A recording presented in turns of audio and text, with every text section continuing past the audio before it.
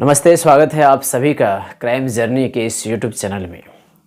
आज की क्राइम की कहानी है एक श्रापित और भूतिया गांव कुलधरा की। कुलधरा गांव जो कि राजस्थान के जैसलमेर से 18 किलोमीटर दूर स्थित है। यह एक रहस्यमय गांव है क्योंकि कहा जाता है कि 84 गांव एक ही रात में खाली हो गया था और वहाँ के जितने भी व्यक्ति थे वो कहाँ गए, कैसे गायब हुए, इसका भी कोई पता नहीं चल पाता है कि अचानक रहस्यमय तरीके से आखिर इतने व्यक्ति कैसे गायब हो गए।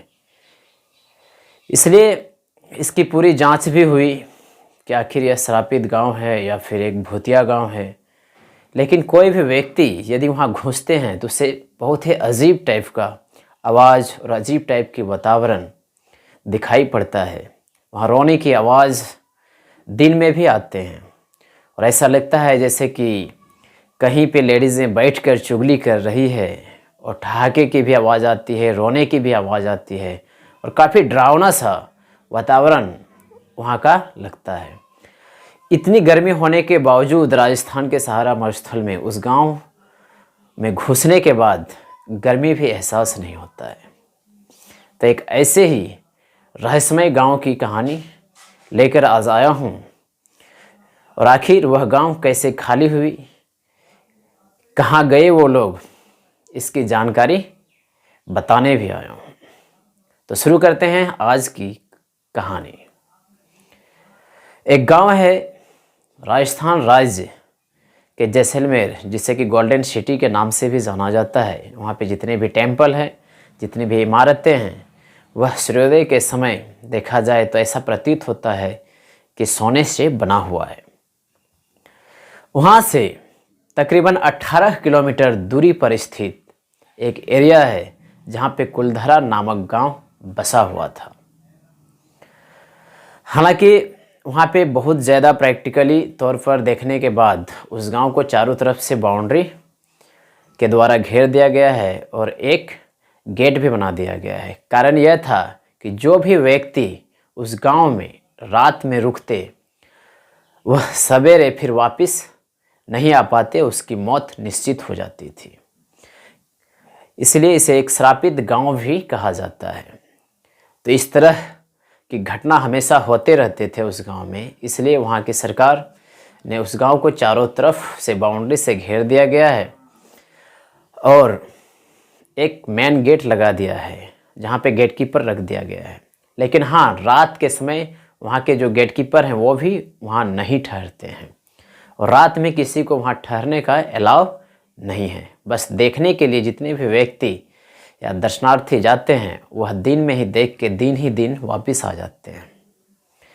तो यह गांव जब जैसलमेर से निकलते हैं इस गांव के लिए व्यक्ति, तो कहते हैं कि 5 किलोमीटर तो ठीक ठाक ही लगता है, लेकिन 5 किलोमीटर से जैसे ही जैसलमेर से आगे बढ़ते हैं तो उसे सिर्फ अपनी गाड़ी और खुद ही दिखाई पड़ता है। इसके अलावा वहाँ कोई भी गाड़ी और कोई भी व्यक्ति दिखाई नहीं पड़ता है उस रोड में। और ज्यों उस गांव के करीब जाते हैं शरणार्थी या फिर दर्शनार्थी, शरणार्थी तो मत बोलिए, देखने के लिए जितने भी व्यक्ति जाते हैं तो उसे ये एहसास लगता है कि जैसलमेर में जो गर्मी होना चाहिए वह गर्मी इस गांव के करीब आते आते नहीं महसूस होता है। इस 45 डिग्री के गर्मी में भी वहाँ ज्यों ज्यों नज़दीक पहुँचते हैं उसे लगता है कि हाँ, एक ठंडक सा महसूस होता है। और कुलधरा गांव के जो मेन गेट है, उस गेट के अंदर जैसे ही प्रवेश करता है तो ऐसा लगता है जैसे कंधे पर किसी ने हाथ रखा हो और जगह जगह पर कुछ महिलाएं बैठी है और बातें कर रही है। बच्चे की रोने की आवाज़ आती है। इस तरह की भयावह आवाज़ आते हैं जैसे कमज़ोर दिल वाले तुरंत डर जाएंगे। इसलिए वहाँ अकेले जाना भी मना है।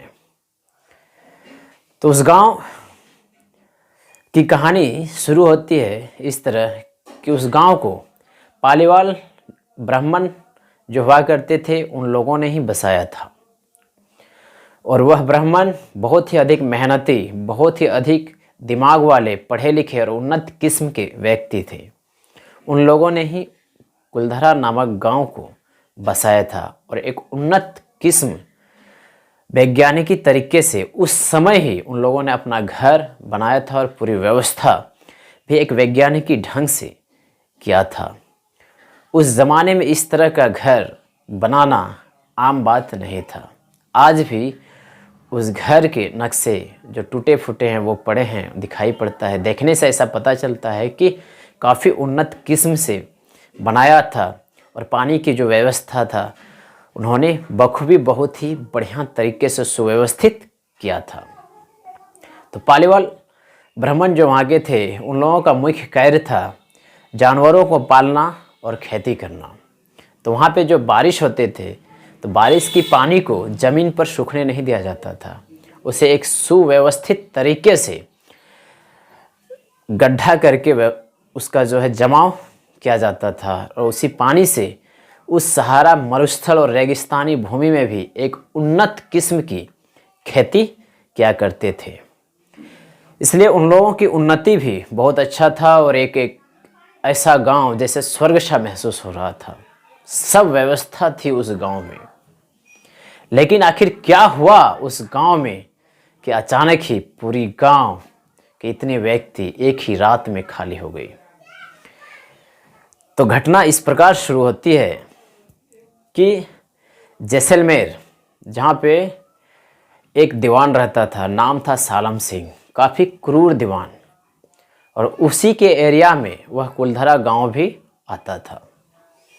तो सालम सिंह बहुत ही लंबे चौड़े और क्रूर व्यक्ति थे। उसकी क्रूरता का यह कारण था कि उसके सामने जब उसकी उम्र 12 या 14 वर्ष का था, उस समय सोनार के किले के जो क्रूर व्यक्ति थे उन लोगों ने उसके पिता का गर्दन काटकर हत्या कर दिया था और सोनार के किले को कब्जा में ले लिया था। तो सालम सिंह का भी यह सपना था कि हम जैसलमेर इलाके में तो दीवान हैं ही, लेकिन सोनार किले का भी दीवान हम ही बनेंगे। उस पर भी वह कब्जा करना चाहता था। उस समय से ही उसकी क्रूरता शुरू होती है। लेकिन महिलाओं के बीच भी उसके ऊपर काफ़ी आरोप था और काफ़ी संगीन अपराध जुड़े थे। वह इतने साफ चरित्र के व्यक्ति नहीं थे। महिलाओं के साथ नामालूम कितने नाजायज़ संबंध था उनके पास। तो जब वह एक दिन कुलधरा गांव घूमने गए थे तो मंदिर जब पहुंचे थे तो मंदिर में पुजारी की एक बेटी जो काफ़ी खूबसूरत थी, उसे देखकर मोहित हो गए थे। तो सालम सिंह पहले से क्रूर व्यक्ति थे, महिलाओं के प्रति उसका आकर्षण भी बहुत अधिक था। तो उसकी बेटी इतनी खूबसूरत थी कि उसके ऊपर मोहित हो गए और उन्होंने एन कैन कई उपाय किए कि वह जो लड़की है उसे हासिल किया जाए। इसके लिए उन्होंने कुलधरा गांव के ऊपर विभिन्न प्रकार के लगान लगाए ताकि लगान देते देते ब्राह्मण उनके पैरों पे गिर जाए और माफ़ी मांगे और यह कबूल करे कि आप क्या चाहते हैं उसे हम आपको ज़रूर देंगे, प्लीज़ आप इतने बड़ी लगान हम लोगों के ऊपर मत लगाइए। विभिन्न प्रकार की कार्य किए। उन्होंने उस लड़की को उठवाने की भी कई बार कोशिश की सालम सिंह, लेकिन उसमें भी नाकामयाब रहा। तो अंततः एक दिन उन्होंने चिट्ठी लिखकर पालीवाल ब्राह्मण के जो मुखिया थे उसको भेजा।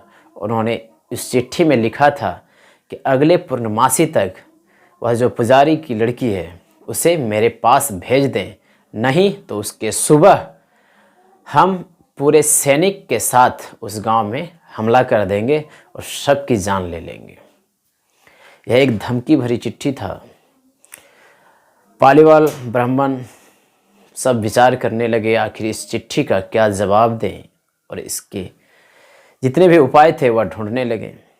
सब एक दूसरे से आपस में बातचीत करने लगे कि इसका कोई निजात या उपाय खोजा जाए।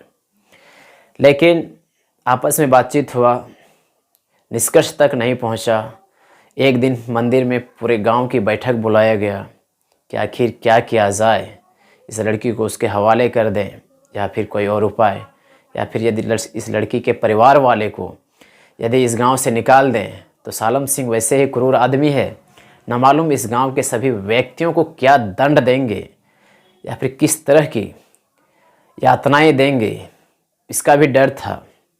क्योंकि पालीवाल ब्राह्मण बहुत ही उन्नत किस्म के दिमाग वाले भी थे और एक शिक्षित व्यक्ति भी थे और एक इज्जतदार समाज होने के नाते उसके मन में यह विचार भी नहीं आ रहा था कि उस लड़की को उसके हवाले कर दे। बात जब एक दिन मंदिर में बुलाया गया, क्योंकि उन लोगों के पास समय नहीं था, यदि यह बात सालम सिंह को पता चल जाता कि कोई प्लान चल रहा है तब तो उससे पहले हमला कर देते। इसलिए उन लोगों ने गुप्त तरीके से एक दिन पूरी गांव का बैठक बुलाया।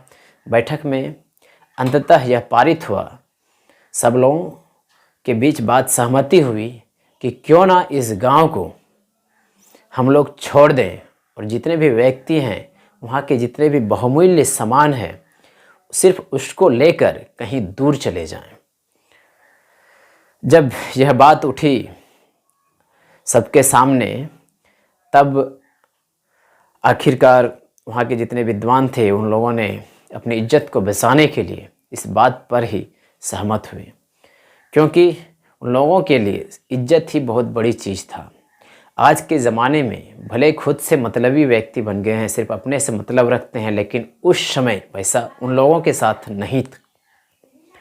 उन लोग सबसे बड़ी प्रमुखता इज्जत को देते थे और वह अपना इज्जत बेचना नहीं चाहता था। और अंततः विवश होकर उन लोगों ने उसी रात अपने बहुमूल्य जितने भी सामान थे, बेशकीमती सामान, उसको लेकर अपने जितने भी साधन थे, घोड़े में कुछ चले गए, कोई ऊँट में चले गए, और सब एक के पीछे एक पूरे गांव के जितने व्यक्ति थे उसी रात उस गांव को खाली कर दिए। लेकिन आज तक यह पता नहीं चला कि आखिर उन लोग गए कहाँ। एक इज्जत के खातिर उन लोगों ने उस गांव को खाली कर दिए। एक उन्नत और विकसित गांव उस समय थे, इतने विकसित गांव आज भी कहीं शायद नहीं है। लेकिन उस रात उन लोगों ने सब मिलकर उस गांव को खाली कर दिया। 2-3 दिन के बाद पूर्णमासी का दिन आया। पूर्णमासी बीत गया। जब सालम सिंह की हवेली में वह लड़की नहीं भेजा गया तो सालम सिंह पूरी क्रूरता के साथ अपने सैनिक लिए और उसके सुबह कुलधरा गांव की ओर आक्रमण करने के लिए चल दिए और यह सोच के जा रहे थे कि कोई भी मिले आज मैं मार दूंगा और उस लड़की को उठा लूँगा। जब वह कुलधरा गांव पहुंचा तो देखकर आश्चर्य हुआ कि वहाँ पे कोई भी व्यक्ति नहीं था, लेकिन उसके दिमाग में यह चल रहा था कि लोग काफ़ी होशियार है और काफ़ी काबिल वाले व्यक्ति हैं, शायद ज़मीन के अंदर घुस गए होंगे। तो उन्होंने खुदवाई भी करवाए, बहुत सामान भी मिले, लेकिन कोई व्यक्ति उस गांव में नहीं मिला, क्योंकि वहाँ के जितने व्यक्ति थे वो सारे इससे 4 दिन पहले ही गांव को खाली कर चुके थे। लेकिन वहाँ के जो पालीवाल ब्राह्मण थे, जब उस गांव को छोड़ रहा था तो उन लोगों ने श्राप दे दिया था उस गांव को कि यहाँ पे कोई भी व्यक्ति आज के बाद नहीं बस पाएगा और यदि बसेगा तो उसके साथ अच्छा नहीं होगा।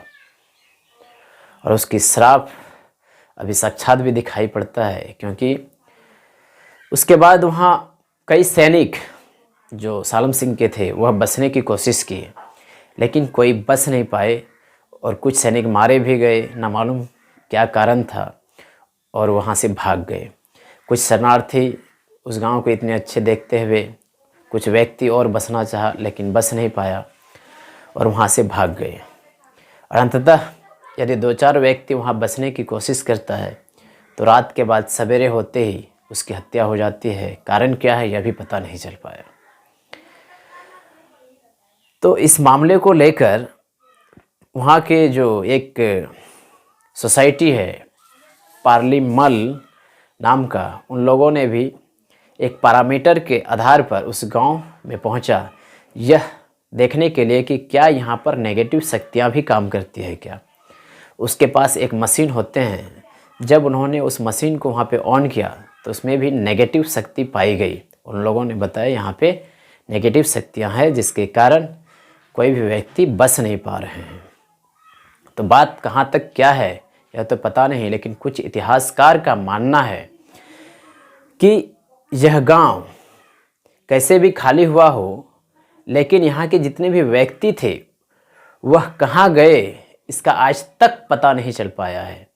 शायद जितने भी व्यक्ति थे वह अलग अलग जगह पर शिफ्ट हो गए, अलग अलग जगह रहने लगे, या क्या कि इसका आज तक कोई पता नहीं चल पाया है। और वहाँ के सारे व्यक्ति आज तक कोई पता नहीं लगा पाया कि आखिर कहाँ गए हैं। तो यह थी श्रापित गांव या फिर भूतिया गांव कुलधरा की कहानी। तो कुलधरा गांव की कहानी आप लोगों को कैसी लगी, कमेंट में जवाब में ज़रूर बताइएगा। और इसी तरह की कहानी सुनने के लिए इस चैनल को सब्सक्राइब ज़रूर कर लीजिएगा, ताकि इस तरह की कहानी आप लोगों तक सबसे पहले पहुंचते रहे। और विभिन्न प्रकार की क्राइम की कहानी भी इस चैनल पे मिलते रहते हैं, चाहे वो इंटरनेशनल क्राइम हो, चाहे वो नेशनल क्राइम हो, या विभिन्न प्रकार की अपराध की घटना भी इस चैनल पे आप लोगों को ज़रूर मिलेंगे। प्लीज़ आप लोग इस चैनल को सब्सक्राइब ज़रूर कर लीजिएगा। मिलते हैं एक नई कहानी के साथ, तब तक के लिए धन्यवाद।